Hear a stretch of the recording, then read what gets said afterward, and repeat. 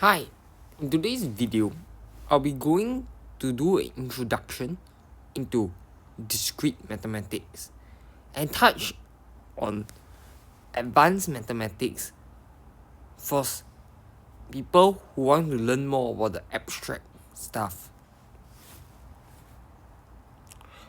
So let's begin first with logic. I'll be following the book called Book of Proofs, and the link will be in the description down below. For logic, it is actually a process to allow us to determine the meaning of new information from previous statements. So, what does that mean? For example, you have the statement that a circle has a radius of 3 units. And you also know that a circle with radius r has an area of pi r squared. With this, it allows you to deduce a new information of your circle having the area of 9 pi. You can see how logic is actually the process rather than the final information. Because if any of the earlier statements were incorrect, the logic will still flow, and so it is not really about our information being correct or not for logic to flow.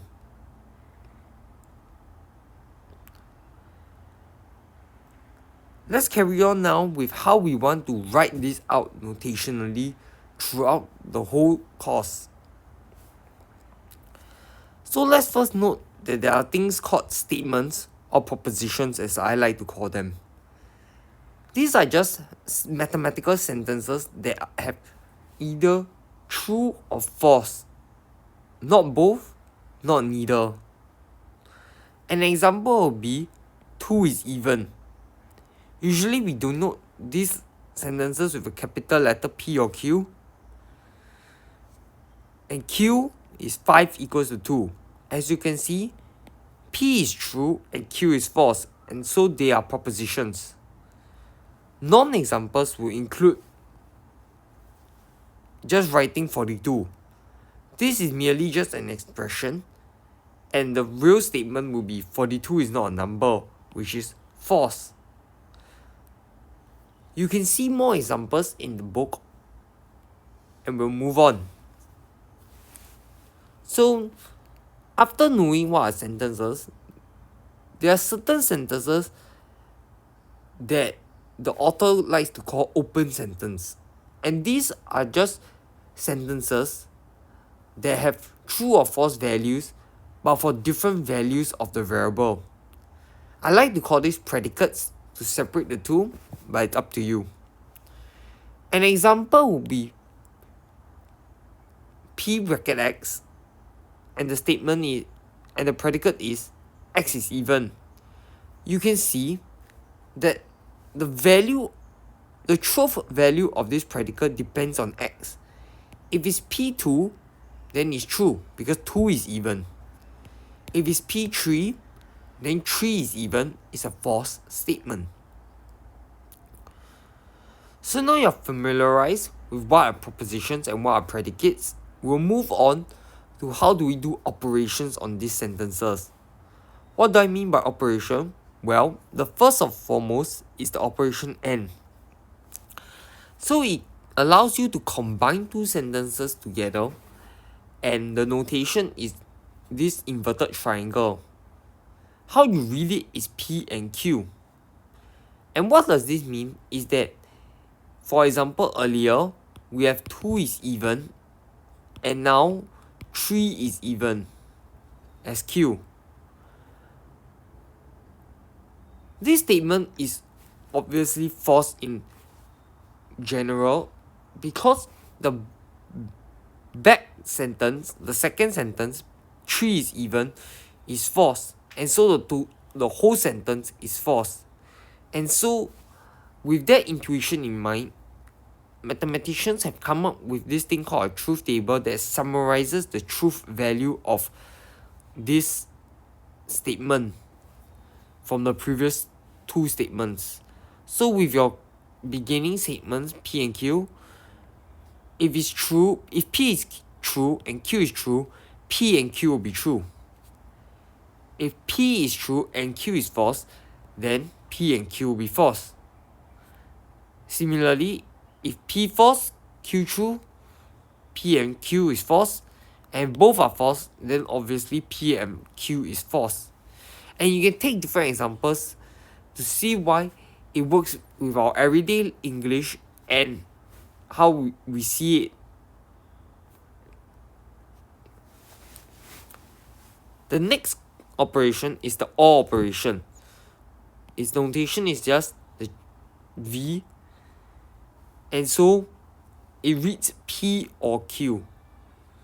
And you can think about it like 2 is even or 3 is even.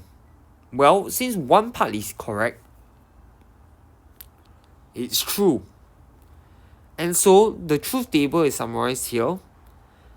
And what we like to note is, while our everyday language tells us how we should define stuff so that it doesn't get overcomplicated or there's misunderstanding,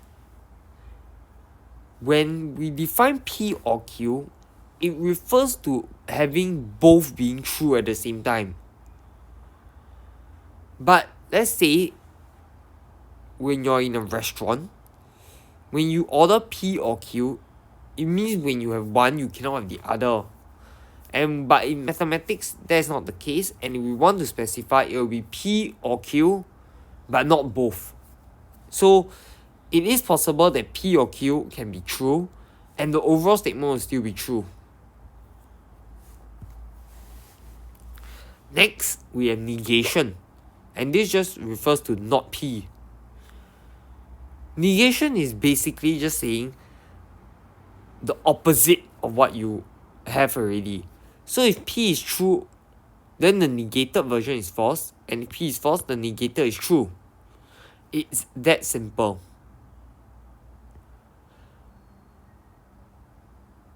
Moving on, we have conditional statements, which is another form of operation on a statement. This is a form of implication, and the notation is P arrow to Q. It reads if P, then Q, or you can also read P implies Q, or if you see below, all these are synonyms for what P implies Q means. There are many in the book to look at, you can read it, but what I want to focus is the truth table, because we need to keep a close eye of when P is false. So we have to take an example to see. For example, let's say your teacher says if you study, you score an A. Then you score an A. Let's take that. So P is you study. Q is you get an A. So if you study, then means, so if you study is true, means if you studying, you studied is true, then you get an A. This P implies Q will be true, because your teacher did not lie to you. If P is true, means you studied but you didn't get an A, that means your teacher's statement was a lie and it was a false implication. But now let's say you did not study but you still got an A. That does not mean that if you had studied, you would not have gotten an A. So it is actually true by definition. So you can do examples to strengthen it. Let me explain the last one. So now you did not study again. Means when the teacher said her statement, if you studied, then you get an A, it will not be affected because you did not study. And so you will not know whether the teacher's statement is true or false. But we define it to be true because your earlier starting point was a false. It actually ties back to like how we have the original logic where we had the circles and we deduce the area. Well, the logic is correct, and so we believe that the truth table will be true lah.